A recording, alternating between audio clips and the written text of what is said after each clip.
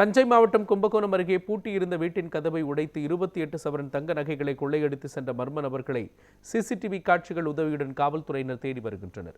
கும்பகோணம் அருகே ஏரகரம் பகுதியில் துபாயில் பணிபுரியும் சபியுல்லா என்பவரது வீடு உள்ளது.